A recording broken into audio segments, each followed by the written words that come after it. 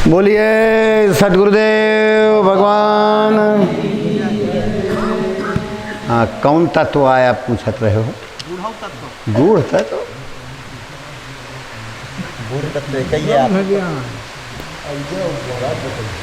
अच्छा, गूढ़ तत्व साधु दुरा भाई आरत जह अधिकारी आरत।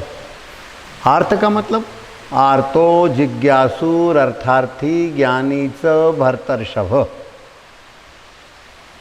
आर्त कौन होता है? दुखी कौन होता है? सब कुछ दुख रूप जाना। आर्तो ये चार हैं, क्रमिक हैं। गीता में आया है आर्तो जिज्ञासु अर्थार्थी ज्ञानी च भर्तर्षभ। ये क्या है? बहुत पुण्य आत्माएं।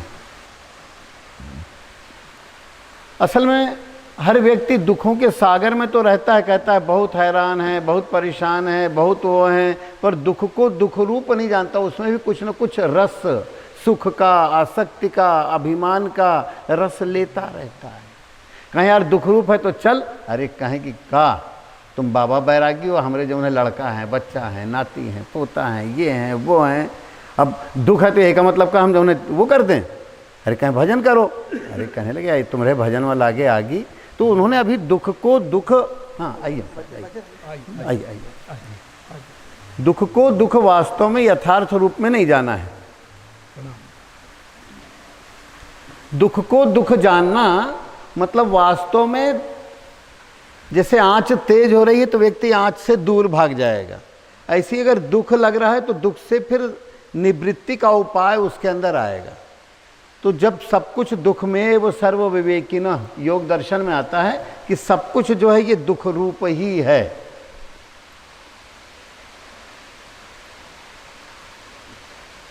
गुणों का परिणाम ये सब कुछ है। तो उसको तीन तरह के उसमें बताए, कहने लगे कि भाई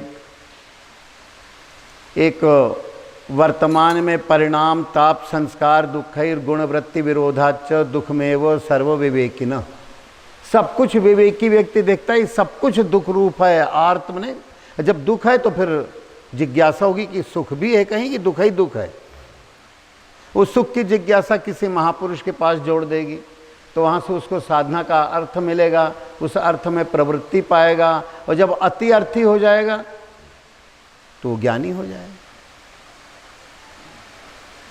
प्रियो ही ज्ञानिनो मत्यर्थ महम सच में प्रिय, उसी श्लोक में आएगा 7वें अध्याय में कि ज्ञानी अति अर्थ में मुझे जो है प्रेम करता है, मैं भी उसको। प्रियो ही ज्ञानिनो मत्यर्थ महम सच में प्रिय। अब यहां पर ये दुख की ये बलाय कहां से आई, क्यों आया ये दुख, दुख का हेतु क्या है? तो ये अविद्या ही दुख का कारण है। हमारे शास्त्रकारों ने जितने भी हमारे भारतीय दर्शन में, चाहे जैन दर्शन हो, चाहे बौद्ध दर्शन हो, चाहे सिखों का दर्शन हो, चाहे ये वैदिक साहित्य का दर्शन हो, वैदिक साहित्य के अवान्तर अनेक वैष्णव, शैव, शाक्त, अनेक ऐसे गाणपत्य, पांचरात्र, ऐसे तमाम मत हैं वैदिक के भी। तो वो सब बताएंगे कि अविद्या ही मूल कारण है। चाहे शैवों की 36 तत्व हो, चाहे जैनियों का हो, चाहे सब लोगों ने क्या कहा, हमारे भारतीय दर्शन का वैदिक साहित्य की ही छाया सब जगह एक तरह से पूर्ण रूप से छाई हुई है कि अविद्या। तो फिर भाई अविद्या क्या है? जो अपने आत्म स्वरूप को, जो आनंद, शुद्ध, शांत, चैतन्य, बोधमय स्वरूप हर एक का है, एक व्यापक स्वरूप, उस व्यापक स्वरूप अविज्ञात हो गया किन विशेष परिस्थितियों के कारण। और जीव एक साधारण दुखी, आर्त, हमेशा इच्छाओं के पीछे भटकने वाला बन गया। तो अविद्या का मतलब अविज्ञात हो गया, अविज्ञात, अविद्या हो गई। विदित नहीं हो पा रहा उसे अपना बोध स्वरूप, साक्षात्कार नहीं हो पा रहा है। और वो चित्त की वृत्तियां उसके स्वरूप को ढके दे रही, वृत्ति माने आवृत्त किए दे रही। तो ये अविद्या को क्लेश, दुख, आर्तता कहा। अविद्या क्या है? अविद्या को 5 क्लेशों में एक क्लेश है। क्लेश, अविद्या, अस्मिता, राग, द्वेष, अभिनिवेश क्लेश, थोड़ा थोड़ा लिए ले रहे हैं उड़नछू करते हुए। तो अविद्या का मतलब आप लोग जान गए कि अपने आत्मा का स्वरूप जब अपने को अनुभव नहीं होगा तो आत्मा से भिन्न जो जड़ता का स्वरूप ये शरीर है, मन है, जो कुछ भी है, जो अपने अस्तित्व को बहुत, तो उसी में उलझे रहोगे और उसी में अपनी अस्मिता या अपनी पहचान करोगे। और जब उसमें अपनी पहचान करोगे तो उसके अनुकूल जो रस देने वाली चीज होगी, सुखानुशायी राग, तो उसमें राग कर लोगे, आसक्ति कर लोगे। और जो विपरीत गुण धर्मों वाली होगी, उस अस्तित्व जो चोला उसने धारण कर रखा है, जो अपनी मान्यता मान रखी है, जो उसने सिद्धांत अपने मान रखे हैं अविद्याकृत, तो उसमें जो है वो कोई विरोध देखेगा तो उससे द्वेष करने लगेगा, उससे अपनी दुश्मनी मानने लगेगा। और जो उसके अनुकूल होगा उसमें रागी तो होगा, आसक्त होगा और उसको अपना मित्र मानने लगेगा। हाँ, ये भला है, ये अनुकूल है, ये अपने को कुछ भविष्य में ऐसे ऐसे परिणाम, ऐसे ऐसे इससे जो है अपने को योग जो अभी उपलब्ध नहीं है वो संभावित हैं। पर ये सब अविद्याकृत है। ये मत समझो कि कोई ऐसी उपलब्धियां हैं जो दिव्य हैं, शुद्ध हैं, ये लौकिक हैं। अधिक से अधिक और से और भटकते चले जा रहे हो। और द्वेष के बाद फिर और एक क्रूरतम स्वरूप होता है दुख का, आर्तता का, वो होता है अभिनिवेश। वो पूर्ण रूप से वो अपनी आशीष अविद्या को निरंतर देता रहता है कि हे भगवान, हम इसी तरह से हमारा ये शरीर बना रहे, हमारी ये घर गृहस्थी बनी रहे, दिन दूनी रात चौगनी बढ़ती रहे, हमारी आंखें कमज़ोर हो रही है, ये अच्छी हो जाएं। वो तो शंकराचार्य जी एक 80 वर्ष की किसी व्यक्ति को देखे, वो 80 वर्ष का व्यक्ति एक धातु याद कर रहा था। क्यों भाई, आप क्यों याद कर रहे हैं? कहने लगे भाई वो डुक्रिंग करने एक धातु थी।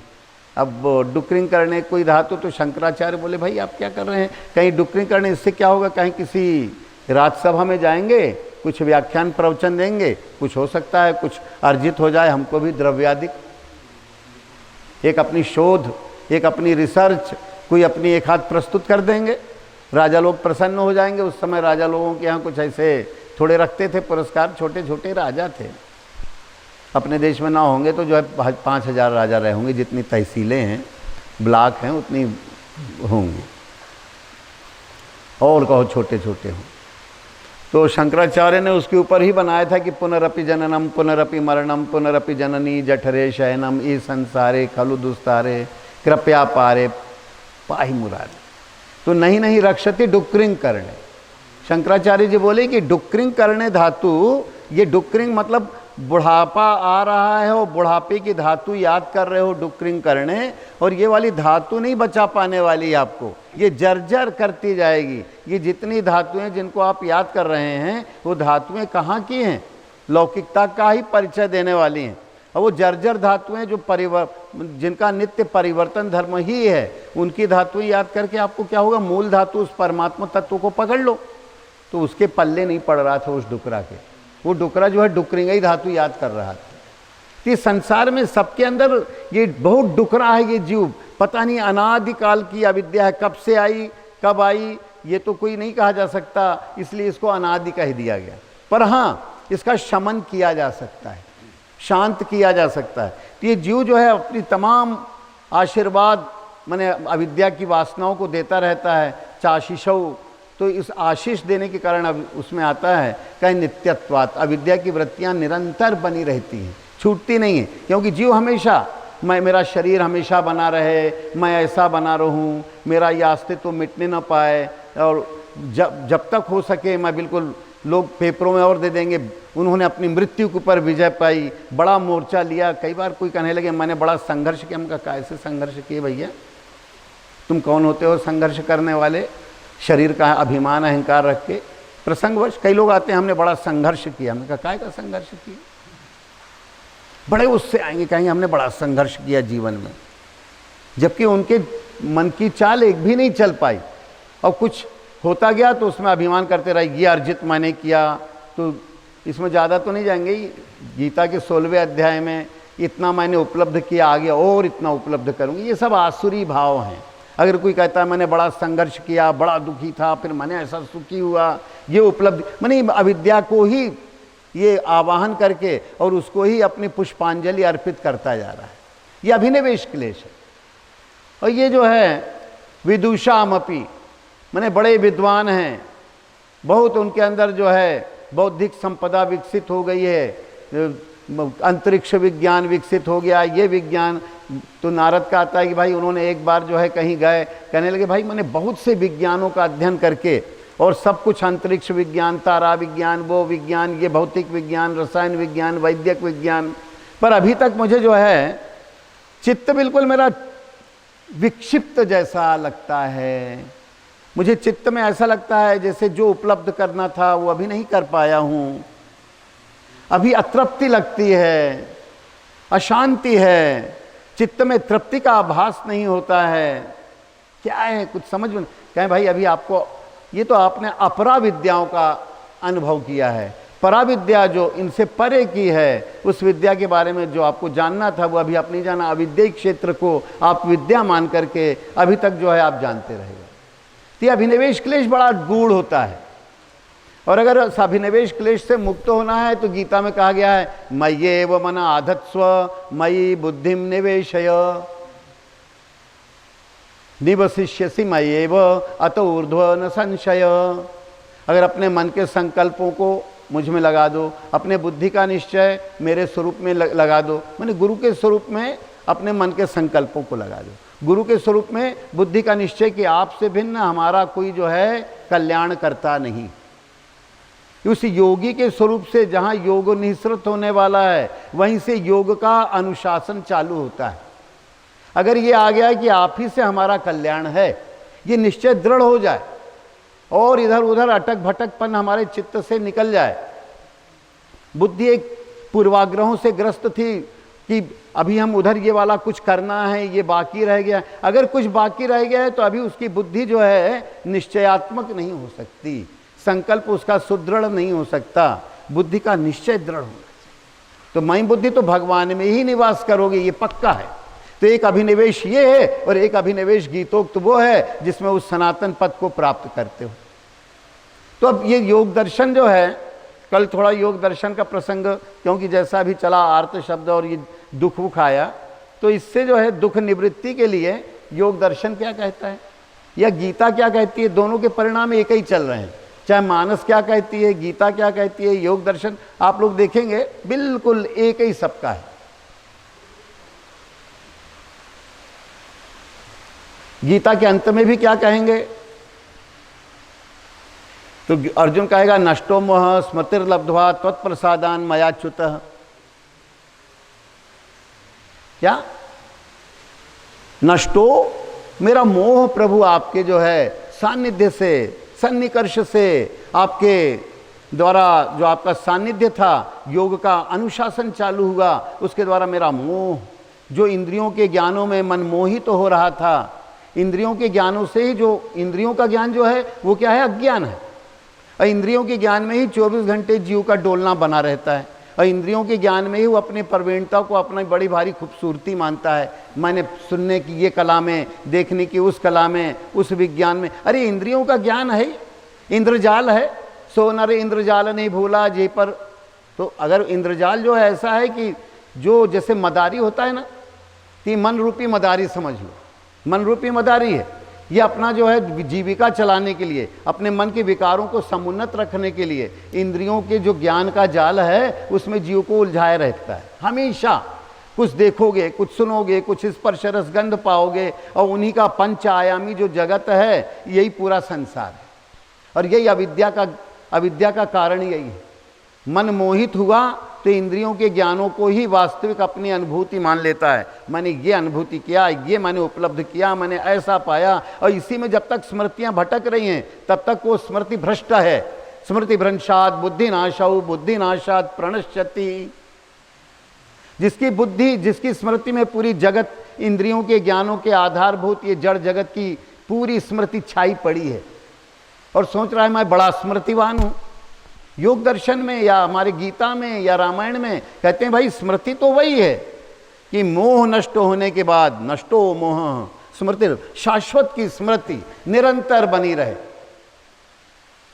स्मृति शुद्ध होने का तात्पर्य चित्त की वृत्तियां पूर्ण रूप से शून्यवत हो जाएं, तो जब मोह नष्ट होगा, इंद्रियों का ज्ञान नष्ट होगा, तो क्या होगा?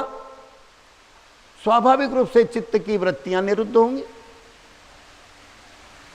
स्मृति शुद्ध, स्मृति परिशुद्ध हो तदेव अर्थमात्र निर्भास स्वरूप शून्यम इव समाधि। चित्त की वृत्तियां शून्य हो जाएं, जो मोह के द्वारा इंद्रियों के ज्ञानों से अनुग्रहित जो ज्ञान था उससे ही अपने को कृतार्थ मान रही थी। ये भोग है। फिर अपवर्ग क्या है, मोक्ष क्या है, योग दर्शन के परिप्रेक्ष्य में उसको अनुभव करना हो तो समझना पड़ेगा। ये चित्त जो है 3 गुणों का योग दर्शन की भाषा में कहें तो हाँ, तो अभी गीता की ही दृष्टि से ले लो थोड़ा। तो जब तक मोह नष्ट नहीं होगा, जब तक इंद्रियों के ज्ञानों के आधार वाला ये जगत का जो बड़ा जड़ वो बना हुआ है, एक बड़ा भारी किला, और वो किला जो है, उस किले में जो है जीव बिल्कुल जकड़ा हुआ है और उसी को अपने मान के अभिनिवेशित है और अपने चित्त को हमेशा आशीर्वाद देता रहता है, मैं आगे ऐसा करूं, अभी हमने कुछ किया ही नहीं, अभी बहुत कुछ करना है। ये जड़ जगत की प्रक्रियाओं में उलझता जा रहा है, उलझता जा रहा है, सोच रहा है मैं रोज सुलझ रहा हूं कुछ ना कुछ। तो ये स्मृति की अशुद्धि है। स्मृति परिशुद्ध हो, चित्त की वृत्तियां बिल्कुल इस तरफ से शून्य होती जाएं। वृत्तियां जो जग आत्मस्वरूप को आवृत्त किए हुए हैं, चित्त की वृत्तियां उनका निरुद्ध हो जाएं, कैद हो जाएं, बंध जाएं। उनकी जो प्रवाहिकता निरंतर है वो एकदम विराम को प्राप्त हो जाए। तो उसको जो है नष्टो मोह। और कहते हैं कि भाई भगवान कहते हैं, गुरु महाराज कहते हैं, क्यों रे क्या हुआ, अभी तक मैंने तुझे जो ज्ञान विज्ञान अपने जो है मेरे सानिध्य से रहते रहते तुझे अनुभव धारा तेरे अंदर प्रकाशित हुई, बाहर से अंदर से, इसका क्या लाभ तुझे मिला रे? तो अर्जुन कहता है भगवान मोह नष्टो मोह, मेरा मोह नष्ट हुआ। मोह ज्वर मुझे सता रहा था, जिसके कारण मैं कहता था मैं युद्ध नहीं करूंगा।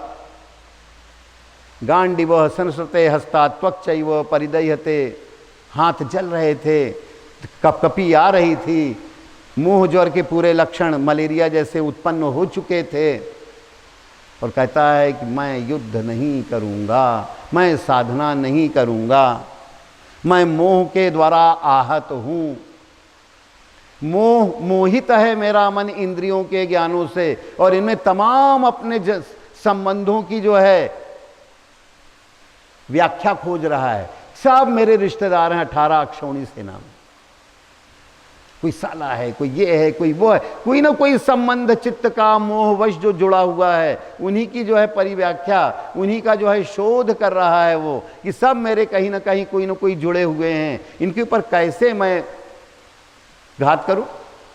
और थोड़ी देर पहले कहता था कि बताइए बताइए भगवान, मेरा रथ बीच में खड़ा कर दीजिए, सेन योरु भयोर मध्य रथ स्थापय मेच्युत।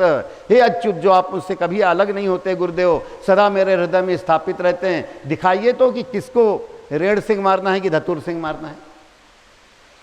और जब खड़ा किया तो कहने लगे ना, मैं युद्ध नहीं करूंगा। फिर जब गुरु महाराज का उसके अंदर ओस तेज ज्ञान विज्ञान साधना अनुभव अनुभूति प्रकाश अध्यात्म को परिपूर्ण करती है, तो कहता है नष्टो मोह स्मृतिर्लब्ध्वा त्वत्प्रसादान मयाच्युत। तो गुरु महाराज के पास गया क्यों? दुख के कारण सब कुछ दुख रूप उसे भासने लगा। और अगर किसी को जो है अभी छछुंदर जाल जो है अच्छा लग रहा हो, तो अभी भाई उसको जो है थोड़ा मोह है। तो जब तक मोह निवृत्त न हो तब तक अभी स्मृति शुद्ध नहीं होगी, तब तक अभी थोड़ा समझे और विवेक प्रखर करे कि दुख रूप लगने लगे। सब कुछ दुख में व सर्व विवेकिन परिणाम ताप संस्कार दुख। परिणाम दुख के मतलब ये जो भोग हमारे पास उपलब्ध हैं, इनका परिणाम भविष्य में कैसे होगा, ये कहीं नष्ट तो नहीं हो जाएंगे, उपभोग में आने में अक्षम तो नहीं हो जाएंगे, सक्षम बने रहेंगे या नहीं, ये बढ़ेंगे कि नहीं।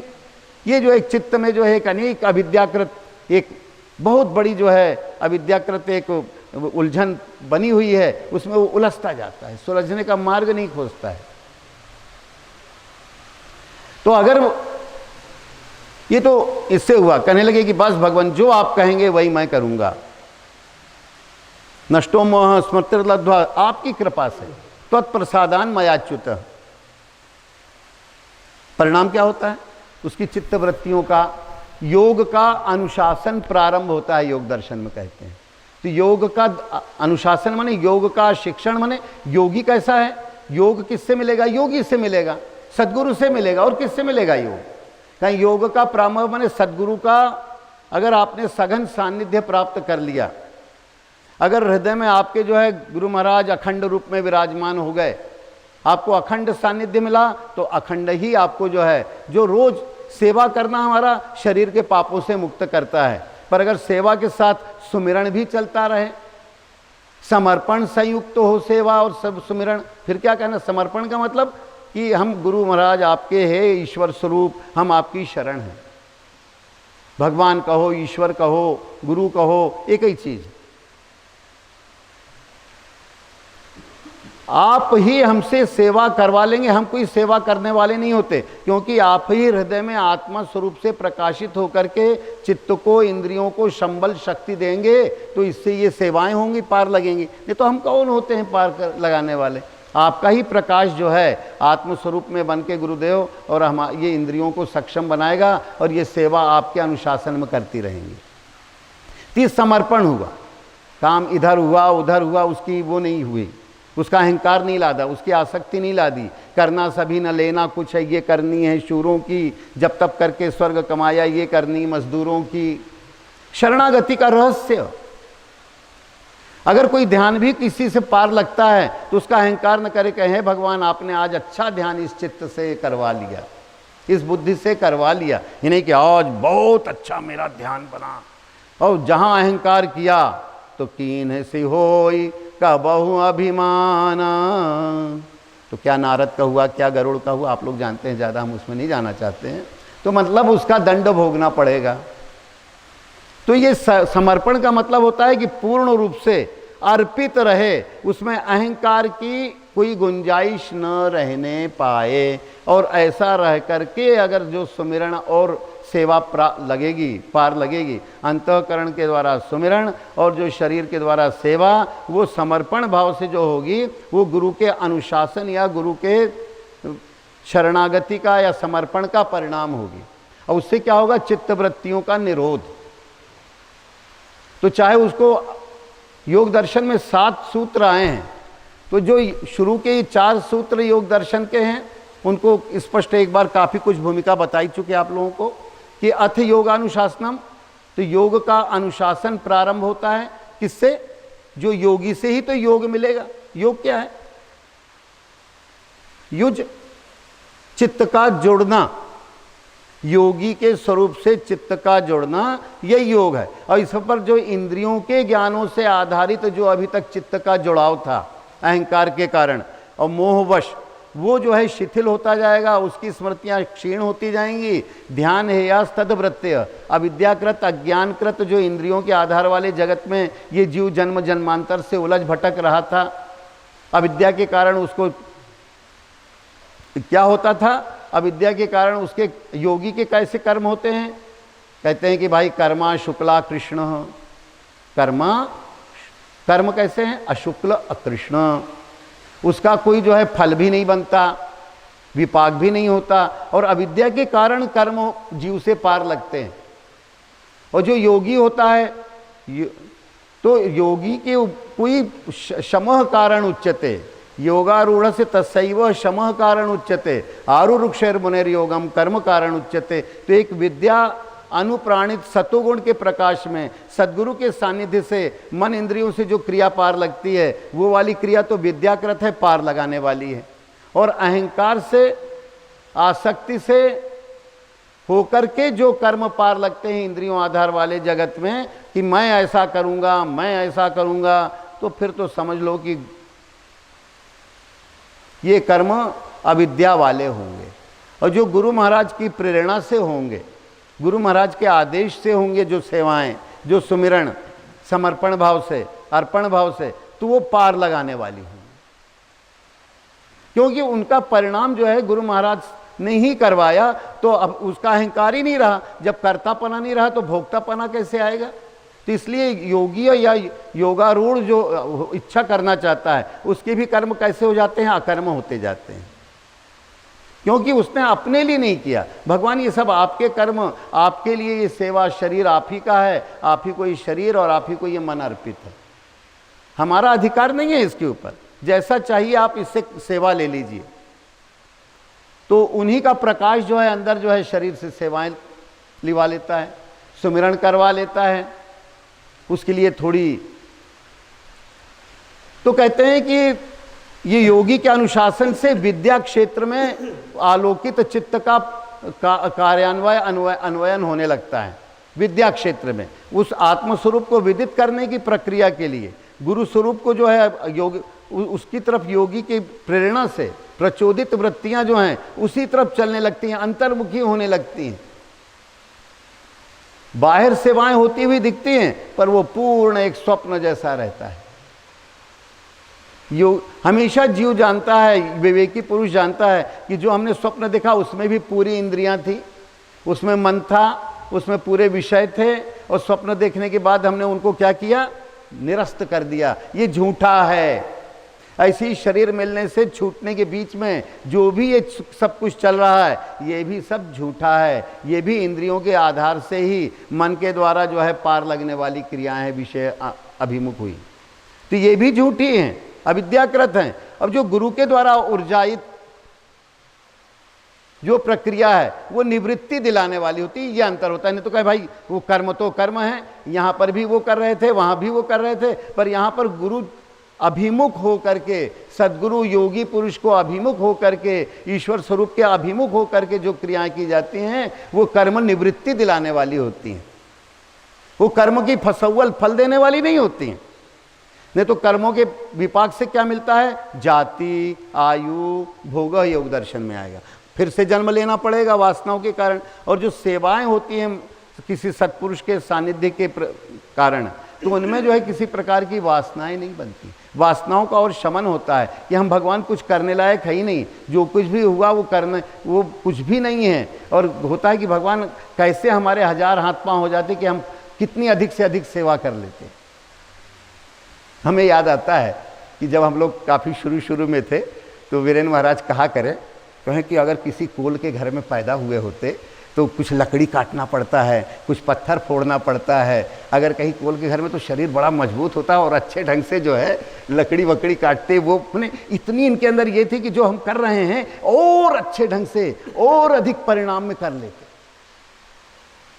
कहा करें वो कोनो कोल के घर में पैदा हुए होते तो ये शरीर जो है ये शुरू से ही यही काट छाट और ये वाला होता, और गुरु महाराज के प्रति हमारी वो सेवाएं अर्पण हो जाती। इसमें हम कुछ अपने को अक्षम अनुभव करते हैं, उतना भी अपने को वो नहीं, माने एक ही देखिए साधक दृष्टि जो होती है यही होती है कि हम कितना अधिक से अधिक भगवान आपके लिए अर्पण हो सकें। तो इनकी बात याद आई कि वो कहा करते थे कि अगर आदिवासी शरीर होता तो शुरू से ही बिल्कुल एक कठोर वातावरण में रहने का आदी होता। हाँ, उस समय जो है कोई जूता चप्पल भी नहीं रहते थे, उस समय पत्ते वत्ते बांध के हम लोग जो है जंगल में लकड़ी वकड़ी बटोरा करते थे। जूते उते तो थे नहीं, तो पैरों में पत्ता वत्ता बांध ले बरनों से। वीरेंद्र महाराज सभी लोग लगे रहते थे। तो उस समय जो है कोई आदिवासी लोग उस समय कोई पहनती नहीं था, और इधर पर पत्ते वत्ते बांधना पड़ता था, माने शरीर उतना सक्षम नहीं था। तो ऐसी वीरेंद्र महाराज कहें कि कोनो आदिवासी के घर में अगर होता तो माने ये एक उसके पीछे चाह, ये नहीं कि हम जो है ये और अधिक अच्छी सेवा कर लेते और अच्छी समर्पित भाव से सेवा कर लेते, ये उसके पीछे का आवेश वो रहता है, भावावेश। तो वहाँ पर जो है किसी प्रकार जन्म परिणाम में, कर्मों के परिणाम में क्या मिलेगा, जन्म मिलेगा, उसका आयु मिलेगी एक, उस आयु में कुछ भोग भोगना पड़ेंगे, और जब भोग भोगना पड़ेंगे तो क्या होगा, ये चित्त के दोनों काम है, भोग और अपवर्ग। भोग भी देता है, इंद्रियों के ज्ञानों के आधार से वो विषयों का भोग करेगा जितना उसका पुण्य होगा, और अगर उसको पर अपवर्ग की अगर इच्छा हो तो किसी योगी पुरुष का सानिध्य लाभ करेगा। तो योग दर्शन के 7 जो हैं सूत्र हैं कि भाई ये गुरु समर्पण या शरण कैसे ग्रहण की जाए, उसका क्या स्वरूप है, तो योग दर्शन में थोड़ा उसी के ऊपर थोड़ा चलते हैं। पहला सूत्र है उस ईश्वर स्वरूप की शरणागति, और ईश्वर कैसा है या गुरु महाराज कैसे हैं, वो ईश्वर या योगी वही है। जैसे आपको हमने बताया कि योगी का स्वरूप पूरे विभूतिपाद, कैवल्यपाद, कुछ इनमें आता है कि योगी के कर्म कैसे होते हैं, अशुक्ल और अकृष्ण, माने वहाँ पर ना पाप होता है ना पुण्य होता है। जब पाप पुण्य नहीं है तो उसका जो है कोई विपाक भी नहीं होता, और आशय जो है चित्त में वासनाएं नहीं है, तो इस कारण जो है वो निवृत्ति रहती है। क्योंकि जब तक चित्त में वासना होगी तो आशय होगा, उसी चित्त को ये भोग मिलेगा और वहीं पर ये कर्म होंगे अविद्या के कारण। पर अगर विद्या हुई, गुरु आदेशित गुरु आवेशित अगर वो कर्म है, और साधक के अंदर से बिल्कुल मुमुक्ष की भावना है कि हम कैसे अपने को बिल्कुल फना कर दें, अपने को हम बिल्कुल खत्म कर दें, हम कुछ नहीं है भगवान, सब कुछ आप ही हो, और आपको आपके प्रति हम आपको अपने को बिल्कुल अर्पण करके, और हम नाम की चीज बचे ही ना, तू ही तू, तू ही तू, तू ही तू, प्रेम गली अति साकरी जहाँ न दो समय। आप लोग सब जानते ही हैं, जब मैं था तब तू नहीं, जब तू है मैं ना आई, मैं कुछ नहीं। शुद्ध समर्पण की विधा बिल्कुल बड़ी सक्रिय खो है। ये साधना का जो है बड़ा सूक्ष्म योग मार्ग है, जिसमें अगर मैं रहेगा तो फिर गुंजाइश कम ही होगी, समर्पण नहीं हो पाएगा। तू ही तू, तू ही तू, तू ही तू, तत्त्वम तत्त्वम तत्त्वम तत्त्वम। तत्व का मतलब तू ही तू, तू ही तू, तत्त्वम जो व्यापक तत्व है, तत्तनोति जो व्यापक तत्व है वो आप, तुम ही हो, तुम ही हो। तो जो ध्यान में आपके स्वरूप आया भगवान का, तो उसको क्या गोली लगेगी, क्या पानी सुखाएगा, ये पानी गीला करेगा, हवा सुखाएगी, क्या उसको आग जलाएगी, नहीं जला पाएगी। शरीर जल सकता है, पर जो ध्यान में स्वरूप है उसका कुछ नहीं बिगड़ने वाला है। तो जितना ध्यान बिल्कुल अचल बनता जाता है, अचल ध्यान की स्थिति जिसमें वृत्तियां कोई विक्षेप नहीं डाल पाती हैं, तो चित्त निरुद्ध अवस्था में माना जाता है। और चित्त का निरोध जो है, पूर्ण चित्त निरुद्ध है, वृत्ति कोई एक भी नहीं उठ पा रही है, कैद हो गई सब वृत्तियां, क्षय हो गई वृत्तियां, वृत्तियां उदय काल अपना नहीं पा रही हैं, वृत्तियां उठ ही नहीं पा रही हैं, अभ्युत्थान ही नहीं हो पा रहा है उनका। जो ध्यान की वृत्ति में बिल्कुल सुतीक्ष्ण कहता है कि मगमह माज कैसे अचल है वैसा, पुलक शरीर पनस फल जैसा। तो वहां पर जो है आध्यात्मिक शरीर बिल्कुल जो है ध्यानमय शरीर प्रकट हो गया है, रोम रोम से जो है आध्यात्मिक ऊर्जा जो है प्रकट हो रही है। ये स्थूल शरीर के बारे में नहीं, ये मन जो है पूर्ण रूप से पुलक शरीर, माने जो सूक्ष्म शरीर है वो पूर्ण चिदानंदमय देह तुम्हारी विगत विकार जान अधिकारी, वो पूर्ण ध्यान की ऊर्जा से ऊर्जायित है। और उसमें क्या होता है, तदा दृष्टु स्वरूपे अवस्थानम, वो दृष्टा अपने स्वरूप में ही स्थित हो जाता है, बिल्कुल शांत हो गई, चित्त का स्वरूप अलग हो गया और दृष्टा अलग हो गया। अगर एक भी वृत्ति रहेगी तो दृष्टा अपने स्वरूप में स्थित नहीं हो पाएगा। और भाई अगर ऐसा न किया जाए तो चौथा सूत्र है दृश्यानुरूप वृत्त्यानुरूप इतरत्र, अन्य स्थिति में वो वृत्तियों के अनुरूप भटका होगा। अच्छा, अब योगी का जो स्वरूप बताया अथियोगानुशासनम, उसको 7 सूत्र आप लोग योग दर्शन की प्राण हैं, ये उनके ऊपर अब आ रहे हैं। ईश्वर प्रणिधानाद्वा, पहला सूत्र ईश्वर प्रणित, कल आए थे थोड़ा बताए थे पर लोग कम थे, तो थोड़ा इनका आग्रह था कि एक बार फिर से उसको दोहरा लिया जाए। तो ईश्वर शरण ली जाए, ईश्वर माने योगी पुरुष। ईश्वर में क्या है, अगले सूत्र में क्लेश कर्म विपाक आशयर अपरामृष्ट पुरुष विशेष ईश्वर।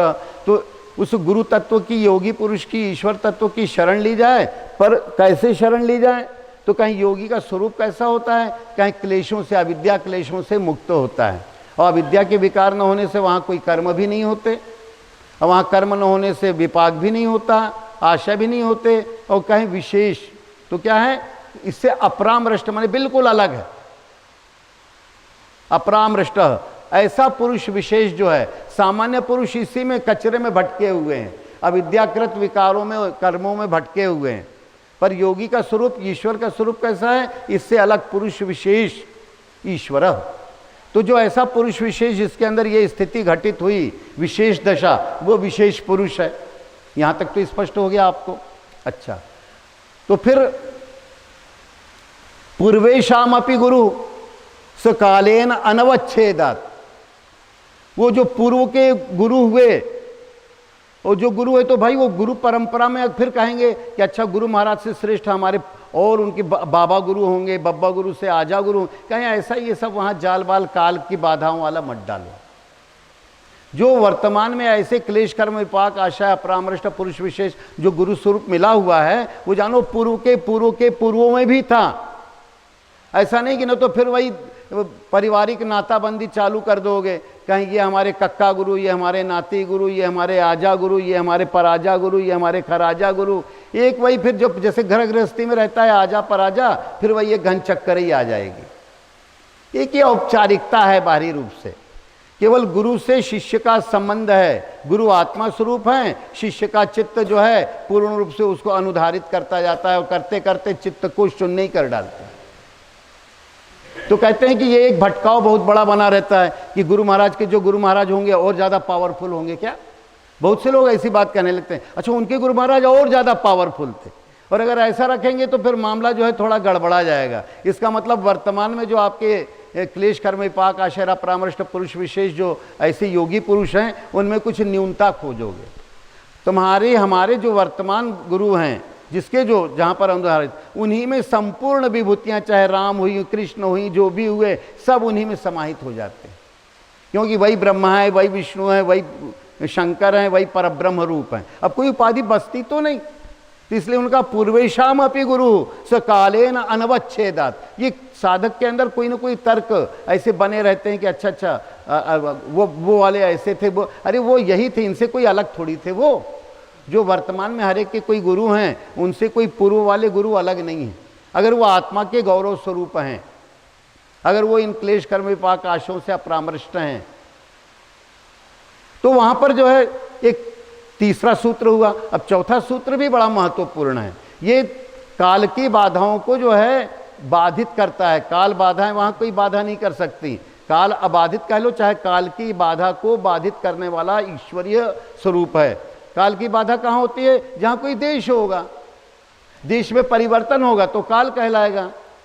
तो जो काल का जो बिल्कुल सूक्ष्म से अविभाज्य कोई क्षण, काल का जो एक वो होता है कोई परिमाप, उसे क्षण कहा जाता है योग दर्शन की भाषा में। जैसे परमाणु एक योग दर्शन की भाषा में अविभाज्य देश है, जिसको काटते काटते जैसे शरीर को आप विभाजित करते जाइए, विभाजित हजारों में विभाजित कर दीजिए, सिर को फोड़ दीजिए हजारों में, फिर उसको और फोड़ दीजिए, इतना हो जाए कि वह अदृश्य ही हो जाए, तो फिर आप देखेंगे कि आपके अंदर वशीकरण हो जाएगा चित्त के ऊपर, क्योंकि चित्त को कोई भोगने वाला या भोक्ता भाव या भोग्य बचेगा ही नहीं। तो एक सूत्र उसमें आता है योग दर्शन का, बड़ा महत्वपूर्ण है, परमाणु परम महत्वांतो यस्य वशीकारः। चित्त को वशीकार करना है तो अपने शरीर को समझो कि पूरी तरह से शरीर चित्त जो है हजारों हिस्सों में फट गया, खोपड़ी हजारों हिस्सों में, फिर उनके हजार के भी और इतने होते जा रहे हैं कि फिर वो दिखने में नहीं आ रहा है। तो पूरा शरीर बिल्कुल अदृश्य हो गया, और शरीर अदृश्य हो गया, मन अदृश्य हो गया, तो क्या बचा? केवल एक प्रकाश बचा, मन वशीकरण हो गया। या परम महत्वान तो शरीर को और माने यहाँ पर क्षण जो है वो बाधा करने वाला नहीं बचा। शरीर को जो है बिल्कुल जो मठाकाश के बराबर किया, मठाकाश को पृथ्वी आकाश के बराबर कर दिया, पृथ्वी आकाश को सौर्याकाश के बराबर कर दिया, सौर्याकाश को सौर मंडलाकाश के बराबर कर दिया। माने बिल्कुल इस शरीर की बिल्कुल महतायतन करते जा रहे हो, बहुत बड़ा आयतन। फिर उसको आकाश गंगा मिल्की वेव के बराबर कर दिया, आकाश गंगा जैसा हो गया जिसमें हजारों सूर्य का आयतन है। होते होते ये हो गया कि शरीर के भोग ही खत्म हो गए, भोक्तापना ही खत्म हो गया, तो वशीकार संज्ञा हो गई। तो अब यहाँ प्रसंगांतरण इसलिए थोड़ा लाए कि ये जो है काल वाले प्रसंगों को थोड़ा और साफ हो जाए।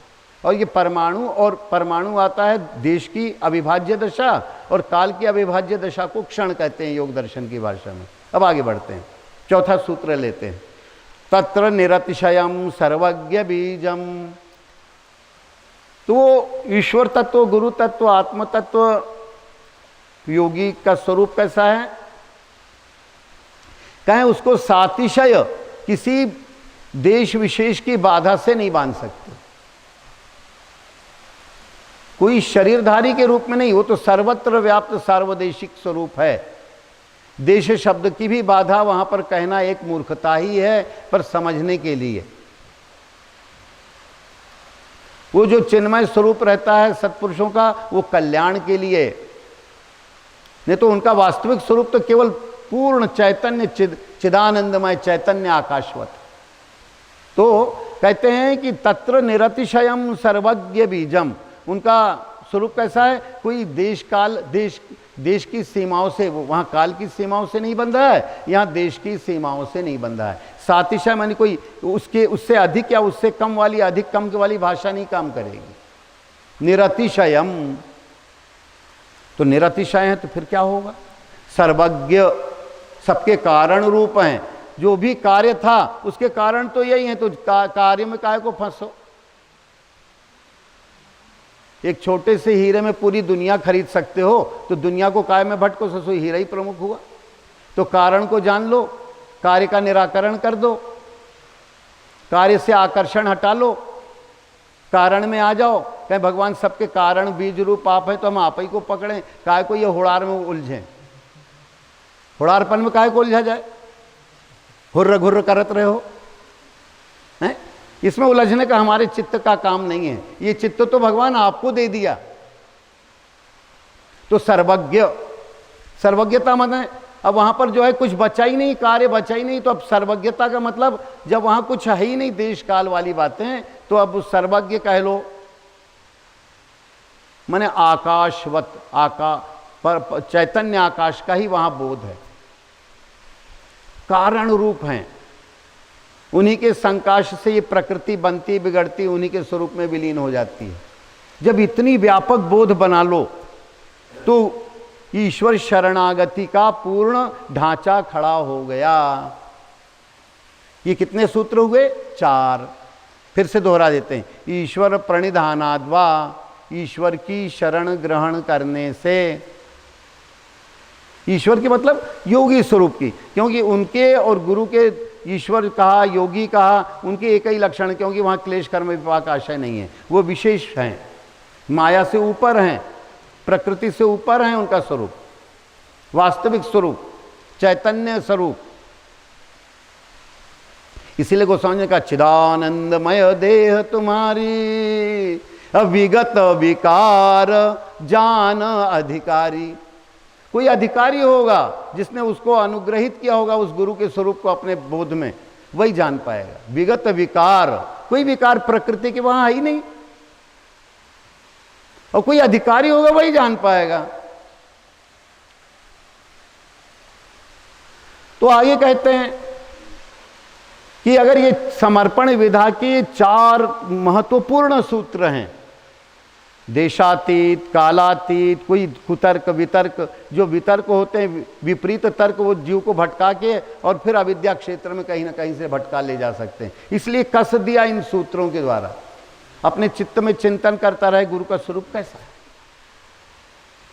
योगी का स्वरूप कैसा है, और उसी के अनुरूप ढलना है कि हे मेरे गुरुदेव करुणा सिंधु करुणा। कि हे गुरुदेव भगवान सरकार कहा करते हैं कि प्रार्थना करना चाहिए कि हे गुरु भगवान आप अनंत रूप हो, अनंत व्यापक रूप हो, और आप ही जैसा जो है ये एक क्षुद्र जीव आप ही के स्वरूप में विलीन होना चाहता है, आप ऐसी कृपा करो कि आप ही में जो है ये व्यापक बोध में, ये अल्प बोध वाला आप ही में जो है विलीन हो जाए।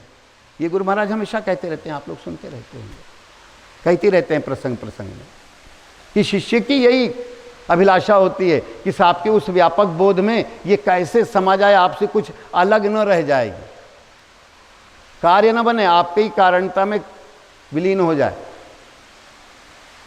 तो फिर उन्होंने कहा कि भाई ठीक है, ये तो आपकी शरणागति का ढांचा बन गया, पर आपको जो है मन को जो है भोड़ारपन में न उलझे, सुलझता रहे, तो इसको सुलझनी दे दें। तो उनका तस्य वाचक प्रणवः, उन ऐसे बोध स्वरूप का वाचक क्या है? प्रणव। प्रण कर लिया जाए ओम। तो ओम क्या है? मुंह खुला आ, किसी को भी हिला दो आ, और जब बंद होगा तो ये ओम कोई जो है कृत्रिम नहीं है कोई।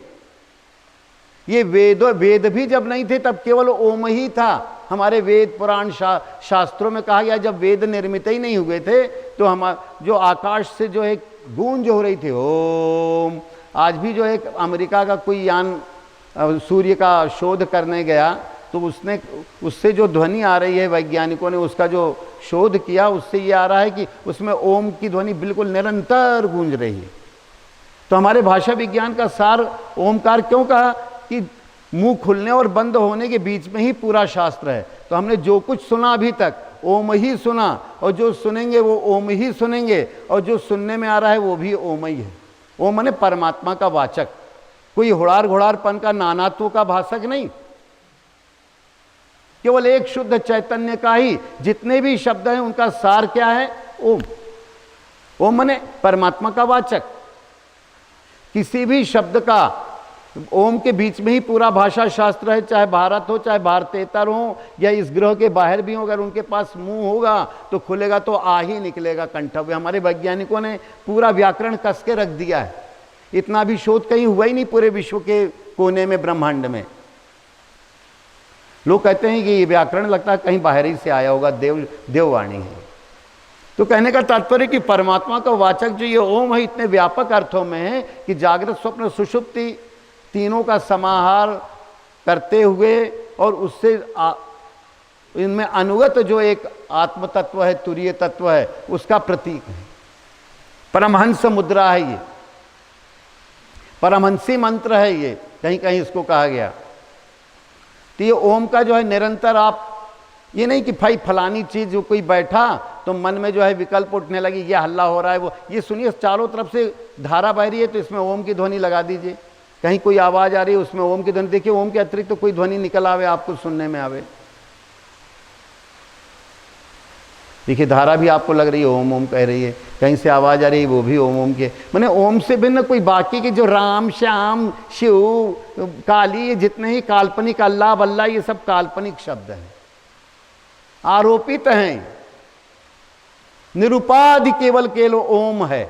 हमारे शास्त्रकारों ने, विचारकारों ने बड़ा शोध करके और उस शोध को योग सूत्र के रूप में प्रस्तुत किया कि उसका वाचक केवल प्रणव ही हो सकता है। गोस्वामी ने भी रामायण के शुरू और आखिर में वो क्यों लिया? वो को उल्टा करो तो ओ ही हो जाता है। वो की उत्पत्ति ऊ धन अ से होती है और ओम की उत्पत्ति अ धन उ से होती है। तो गोस्वामी ने शुरू और आखिर में रामायण में क्या लिखा? वर्णानाम अर्थ संज्ञानाम, या इधर पर कहा केते संसार पतंग घोर किरणैर्दह्यन्ति नो मानवा। वो शुरू और आखिर में भी दिया। क्यों दिया? इसीलिए दिया कि ये ओम, गोस्वामी जी का गुप्त जपने का मंत्र ओम ही था। बाहर से राम राम ये कीर्तन करने के लिए राम राम, हरे राम, शिव राम, दुर्गा दुर्गा, कुछ भी काली काली, शिव शिव करते रहो, पर उनका सार जो है ओम ही है। गोस्वामी जी इससे परिचित थे, तो गोस्वामी ने पूरी रामायण के शुरू और आखिर में अपने जपने वाला नाम गुप्त रूप में दे दिया था, कोड रूप में, गुप्त रूप में। तो उसको योग दर्शनकार कहते हैं। वो ओम को जो है आप मुंह से नहीं जपना है। मुंह से जपने के लिए तो तमाम ये नाना उड़ार नाम होते हैं। आपको केवल एक ओम का नाम जो है कि चारों तरफ से वही ध्वनि आ रही है, अंदर से भी जो ध्वनि हो रही है जितने चक्रों में वो ओमई ध्वनि हो रही है। श्वास भी आपकी ओमई रूप में परिचायित हो रही है, और कुछ परिभाषित हो ही नहीं रहा उसमें। अच्छा, तो ठीक है, सारे विकल्प जो है टूट गए। शब्दों के पीछे उनके जो विकल्प बढ़ते हैं, विपरीत कल्पनाएं, और वहाँ सुवन सुतारी काहे का व्यापारी आता है, तो वहाँ पर कोई विकल्प मुक्त हो गए, निर्विकल्प हो जाएंगे। अगर ओम का निरंतर आपके अंदर श्रवण हरि के अंदर होता रहे, ओम की वृत्ति जो है बनी रहे ओम शब्द की, तो वो शब्द, ये वाला शब्द सार शब्द है, ये सार नाम है, और ये पार लगा देता है, क्योंकि इसके अतिरिक्त तो कोई है ही नहीं, न था, न होगा, न होने वाला है। सार नाम है ये। फिर इस सार नाम का अर्थ भी सार ही होगा। तो कहते हैं कि तज्जपस तदर्थ भावनम, ये 6वां सूत्र हुआ। तो पहले योगी का स्वरूप, ढांचा, समर्पण की विधा प्रस्तुत की गई और उनके लिए जो है क्रिया पक्ष उन्होंने कहा कि भाई ओम के रूप में निरंतर उसका चिंतन करो। जप का मतलब मुंह से नहीं, मानसिक क्रिया है ये पूरी। मन के अंदर जैसे आप एक बार देखिए, सब लोग बैठे हैं, एक बार मन को नाभि के पास ले आइए और वहाँ मानसिक रूप से जोर से ओम कहेंगे तो आपकी नाभि अंदर घुसने लगेगी, गुदा मार्ग सिकुड़ने लगेगा, उड्डयन बंद मूल बंद बनने लगेगा। देखिए, और फिर एक बार जब इधर से मुक्त होएं तो नाक की नोक के पास ओम ले आइए तो सीधे आपको ब्रह्मरंध्र के पास ले जाएगा। पूरी ताकत लगा के मानसिक रूप से मुंह से ना निकलना चाहिए कोई ध्वनि, नाभि के पास कहिए, फिर जब ये पूरा हो जाए कोर्स तो नाक की नोक के पास।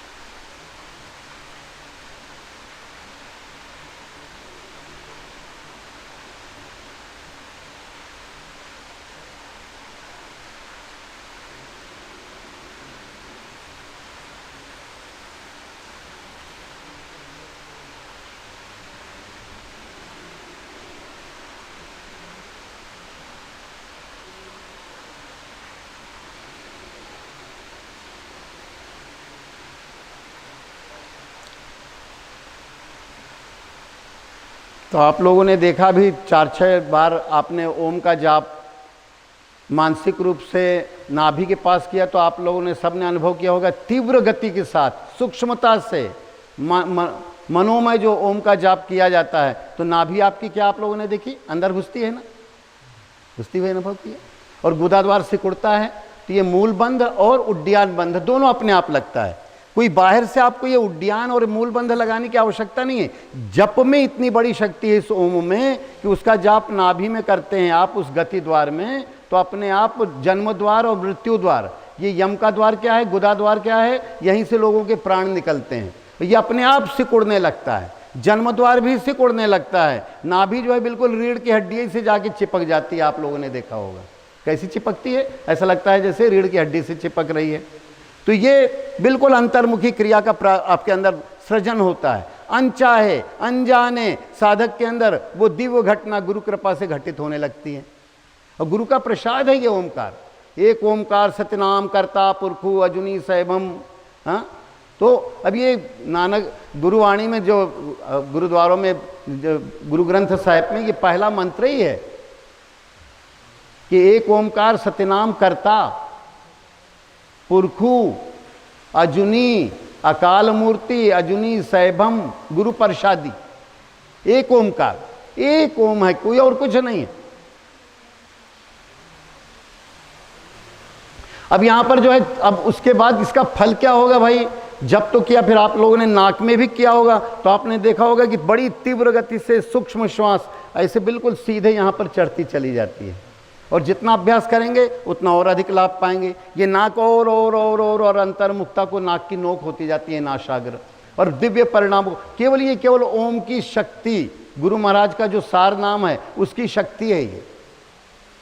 ये अंदर घुसने की ये जो शरणागति का मार्ग है, ये जब ओम को बड़ी तीव्रता के साथ नाभि में बैठ जाइए और आपकी मेरुदंड एकदम सीधा हो जाएगा। अगर टेढ़ा भी किए होगे और जितनी तीव्र गति से ओम का जाप मानसिक रूप से करते हैं आप नाभि में तो आपका जन्म द्वार मृत्यु द्वार का बाध होता है और गति द्वार शमन होने लगता है।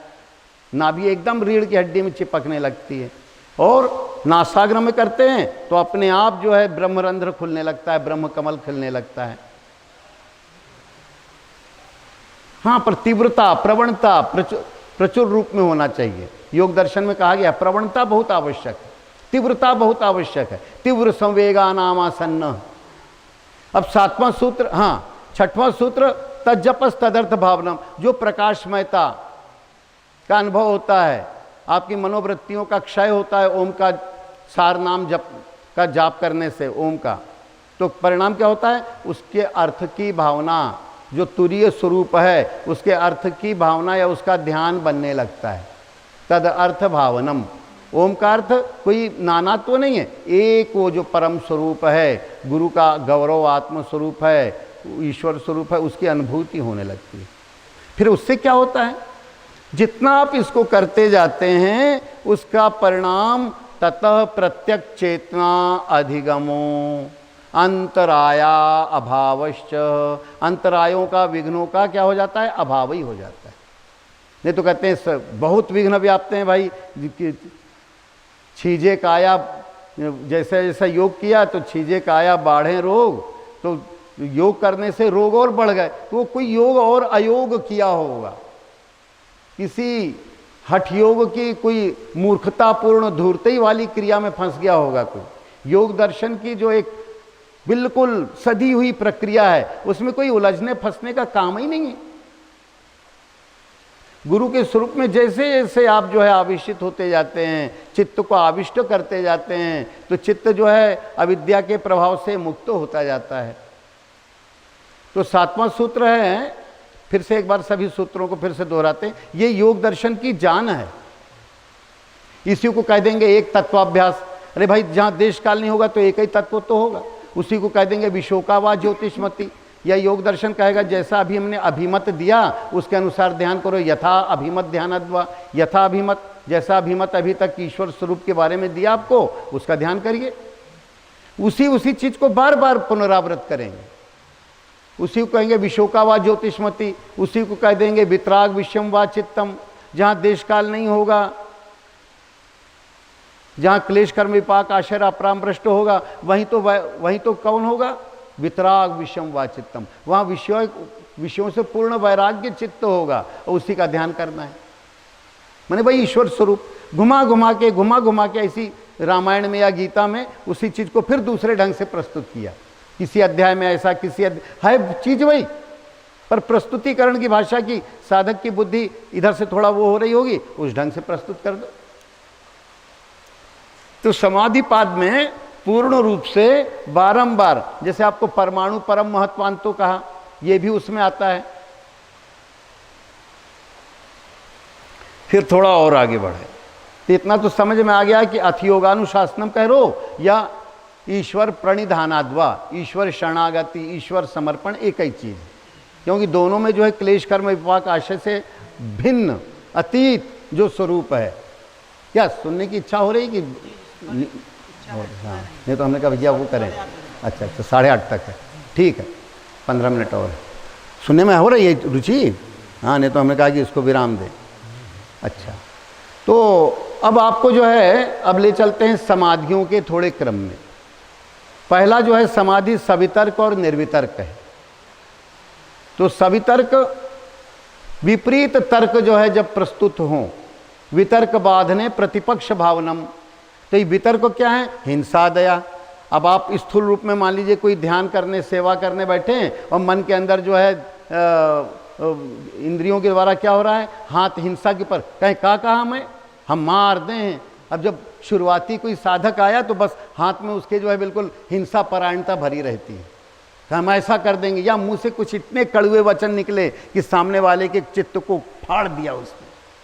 तो अगर कोई वितर्क सहित साधक है तो उसके अंदर से कटुक वचन बोलने की, झूठ बोलने की प्रवृत्ति बहुत अधिक होगी और इनका बाधन करना है प्रतिपक्ष भावनाओं के द्वारा। ये वितर्क समाधि, सवितर्क समाधि जो है उसको बहुत अच्छी तरह से समझने लायक है। अगर वो उसकी चोरी करने की प्रवृत्ति, ये क्या जान पाएंगे हम चुप्पे से इधर का उधर कर देंगे, कहाँ जानेंगे?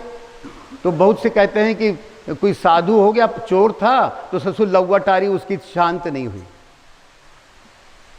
इस साधु का कमंडल उधर कर देता था, उधर का कमंडल उधर कर देता था, लौवा टारी करता। तो इसी को कहते हैं इस्त्यान, अस्तेय, चोरी रहित हो। चोरी करने की उसके अंदर कोई भावना न हो, लौवाटारी न करे वो। तो लौवाटारी वाली अगर भावना होगी तो फिर भरभटाता रहेगा, इधर का उधर करेगा, इधर का लोटा उधर करेगा। तो ये साधक के अंदर ये लौवाटारी वाली प्रवृत्ति न हो और अनावश्यक वाणी के इन 4 दोषों से मुक्त होने का प्रयास करे। परुष वचन, कठोर वचन जो दूसरे को अहितकर हों, पर हाँ अगर साधन सहायक हो तब तो कहना ही पड़ेगा, सेवा सहायक हो तो कहना ही पड़ेगा, क्योंकि सच थोड़ा कड़वा हो, पर वो मिथ्या कड़वाहट वाली बात न कहे। सत्यम ब्रियात प्रियम ब्रियात, सत्य बोलो प्रिय बोलो, माने शुगर कोटेड करके कड़वी खुराक दो। हाँ, बुखार में देते हैं ना कड़वी गोली, तो थोड़ा शुगर कोटेड कर देते हैं। ऐसी वाणी के द्वारा देना तो कड़वी ही है, सत्य ही चीज़ देना है, पर उसको थोड़ा मधुरता का पुट दे दिया जाए कि उसके परिणामों को परिवर्तित करने की प्रक्रिया का अवबोध है। तो अब इसमें 5 हैं। हाँ, वाणी के 4 दोषों को बता दें। एक तो मिथ्या, मिथ्या के बाद दूसरा क्या आया?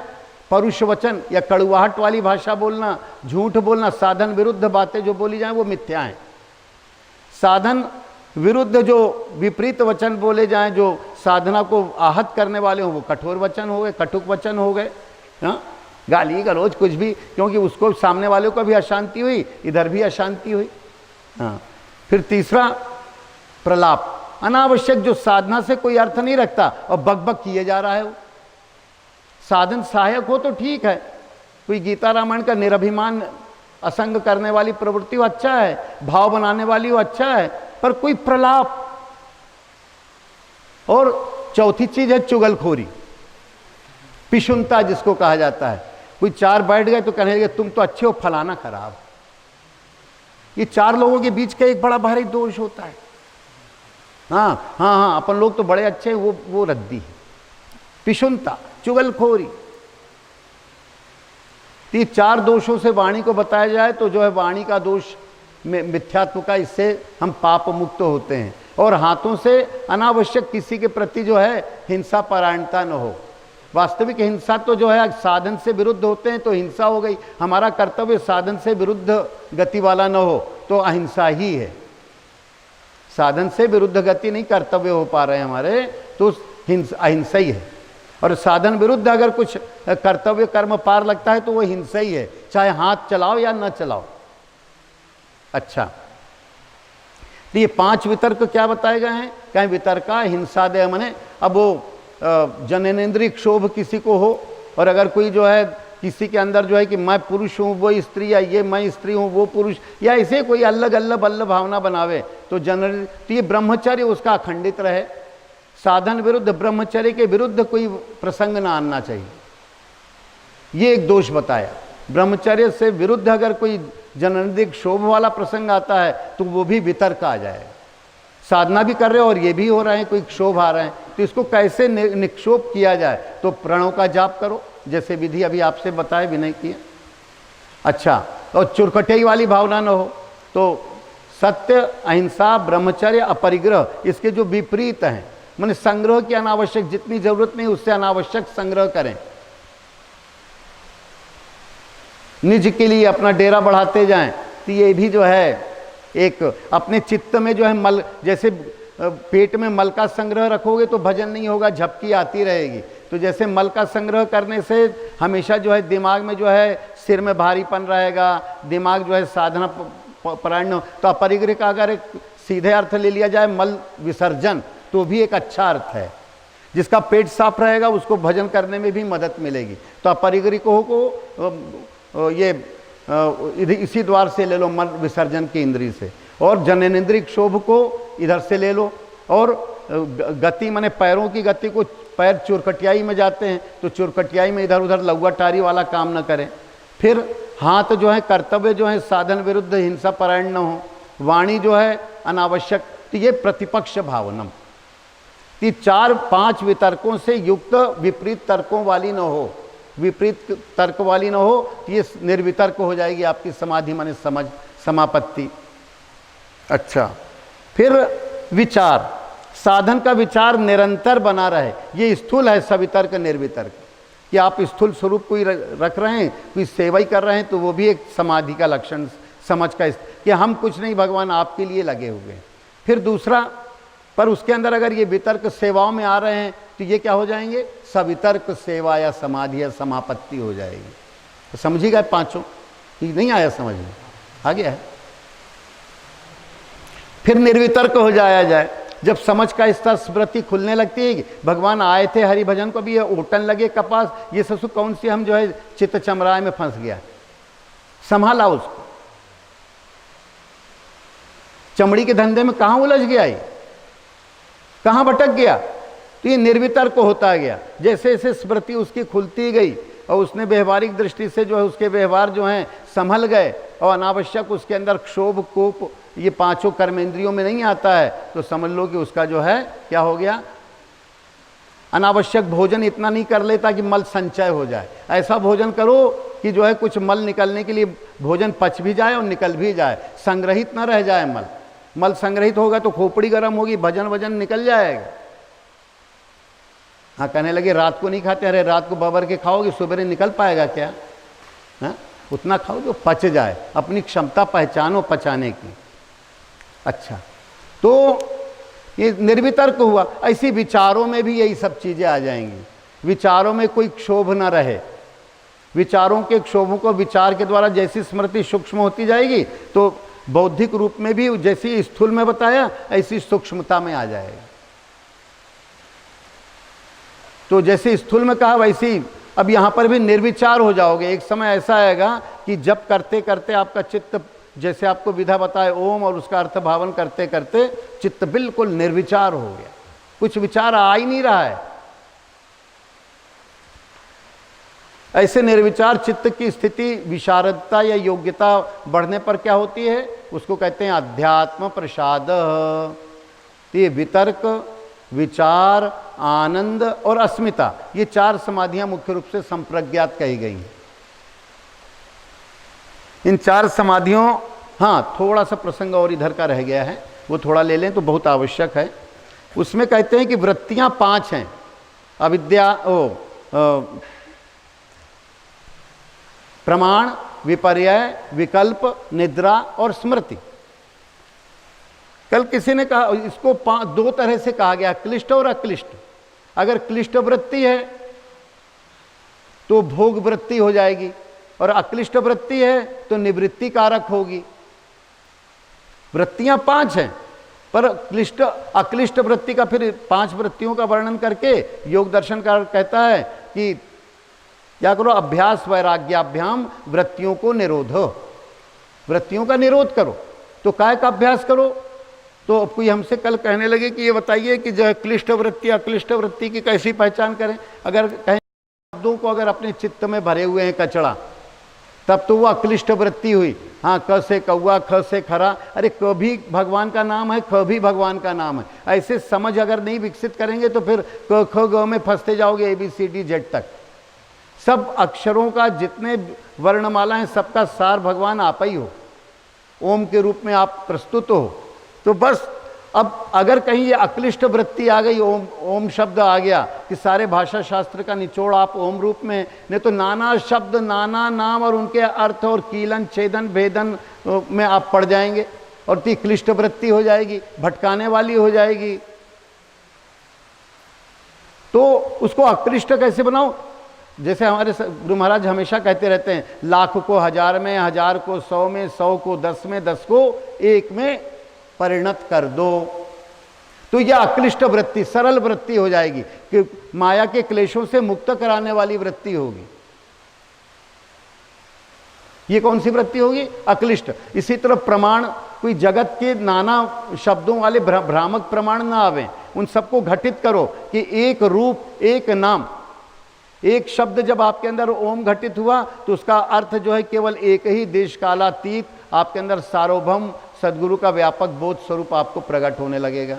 जितना अधिक ओम का जो है कि सब तरफ से ओम की वृत्ति आ रही है, नाना शब्दों की नहीं, नाना शब्दों की आ रही है, तब तो फिर जो है क्लिष्ट हो जाएगी। तो इसी तरह से प्रमाण विपर्य इनमें कर सकते हो, थोड़ा समय का भी वो हो रहा है। तो आपको बता रहे हैं कि ये जो है अक्लिष्ट वृत्ति का अभ्यास करना है और क्लिष्ट वृत्ति से वैराग्य लेना है। क्लेशदायक अविद्याकृत है, इसके क्या लेना है? वैराग्य लेना है, राग मुक्त होना है। तो अगर क्लिष्ट अक्लिष्ट को अगर वृत्तियां तो जानते हैं लोग, 5 याद कर लेते हैं, पर उसमें क्या कहा गया, वृत्तय पंचतय क्लिष्टा क्लिष्ट। एक जो है हुड़ारपन में उलझाने वाली है और एक जो है इस भवखेदों से सुलझाने वाली, वो उसको क्या कहा गया, अपवर्गीय। माने ये अपवादों से उसको दूर ले जाने वाली है, एक में लाने वाली है, एक बोध में लाने वाली है। तो ये जो है इस तरह अगर आप जान जाते हैं तो वैराग्य आपका इतना प्रखर हो जाता है कि देखी सुनी बातों से, माने ये वृत्तियों से आप मुक्त होकर के दृष्टानुश्रविक विषया, इनसे क्या हो जाते हैं, वही तृष्णम, देखी सुनी बातों से। जैसे गीता में एक बहुत बढ़िया आया है कि कैसे आप जो है जाना जाए कि आपकी बुद्धि मोह से तर गई। यदा ते मोह कलिलम बुद्धिर्व्यतितरिष्यति, कैसे जाना जाए कि आपकी बुद्धि मोह के दलदल से पार हो गई।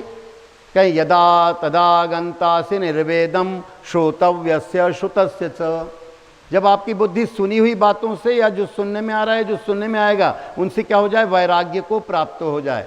अनावश्यक उसमें उलझने वाली ना हो, सुलझने वाली हो, अक्लिष्ट हो, क्लिष्ट न हो। क्लिष्ट वृत्ति अविद्याकृत होगी, अक्लिष्ट वृत्ति विद्याकृत ईश्वरीय अनुभूति से संपन्नता दिलाने वाली होगी, सहायक होगी। तो इस तरह से ये, अब इसको फिर इधर इतना इधर का करके फिर इधर आते हैं तो समाधिपात पूरा हो जाता है। अब यहाँ पर आनंद कहाँ पर आता है, जब निर्विचारता निरंतर बनी रही, कोई विचार उठ ही नहीं रहा दुनियादारी का, केवल एक ईश्वरीय विचार, ईश्वरीय शब्द, ईश्वरीय स्वरूप ही का वो हो जाता है, तो चित्त ही पहला अध्यात्म है। उसी से फिर अहंकार अध्यात्म हुआ, फिर उसी से मन हुआ, इंद्रियां हुई, और ये तमाम अध्यात्म 14 अध्यात्म बनते हैं, उसमें नहीं जा रहे हैं। तो अब ये मन ही जो चित्त है, ये प्रसादता को, प्रसाद गुण को प्राप्त हो जाता है, आनंद गुण आ जाता है वहाँ। तो क्या कहते हैं कि निर्विचार वैशार, और उसमें और विशारदता ली तो फिर क्या हुआ, ऋतंबरा प्रज्ञा। तो कहें कि निर्विचार वैशारद्य अध्यात्म प्रसाद तस्यापि निरोधे, तो उसमें क्या होगा, और निपुणता आई। तो अस्मिता आपकी कहाँ टिक गई, अपनी पहचान कहाँ करने लगोगे, जो चित्त बिल्कुल गुरु के स्वरूप से पूर्ण रूप से ढला हुआ है, उसमें अपनी पहचान करने लगोगे। चित्त जब तक गुरु स्वरूप में पूर्ण रूप से ढल न जाए, केवल अर्थ मात्र ही रहे, चित्त की वृत्तियां संपूर्ण शून्य हो जाएं, और वो स्मृति क्या कहलाएगी, अस्मिता आपको जो है पूर्ण रूप से पहचान आपको बना देगी। आप अपनी वास्तविक पहचान जान जाएंगे, और ये पर पहचान कारण रूपा ही होगी, सबीजा ही होगी। क्योंकि अब ये निरंतर सबीजा जो है, कारण रूपा जो है, बिल्कुल निरंतर बनी रहे कि कार्य का बाध ही हो जाए। तो जब कारण ही कारण बचा तो कार्य बचा ही नहीं, तो निर्भीत समाधि। तो उसको कहते हैं कि तस्यापि निरोधे सर्वनिरोधान निर्भीत समाधि। तो ये निरतंबरा प्रज्ञा माने सत्य को ग्रहण करने वाली जो प्रज्ञा है, सत्य बोध को देश कालातीत, उस बोध को ग्रहण करने वाली जो आपके अंदर विशेष प्रज्ञा, प्रज्ञान जागरण हो गया, प्रकृष्ट ज्ञान, तो वो निरंतर बना रहे, और कार्य रूप नीचे का जो मलबा है, कचड़ा है, वो अब बिल्कुल दबा ही रहे, उठने न पाए, वो बिल्कुल भस्मीभूत ही हो जाए। और जब ऐसा भस्मीभूत ज्ञानाग्नि से हो जाता है, और बिल्कुल आत्मस्वरूप जो चित्त प्रतिबिंबित आत्मा का स्वरूप है, जहाँ पहचान हो रही है, वो बिल्कुल कारण रूप में बना है, और उसके भी संस्कारों का निरोध हो जाए, तो निर्भीत समाधि हो गई, भुना चना हो गया। फिर ऐसा चित्त जो है कभी जीव को भोगने की प्रवृत्ति नहीं दे पाएगा। और इसको क्या कहते हैं, निर्भीत समाधि, इसी को निर्विकल्पता कहते हैं। सबके अंदर इस महामहिम स्थिति का जो है, महाकृपा से सबके अंदर जो है ये आह्लाद प्रसाद उतरे, इस दिव्य भव्य मनोकामना के साथ। बोलिए सद्गुरुदेव भगवान।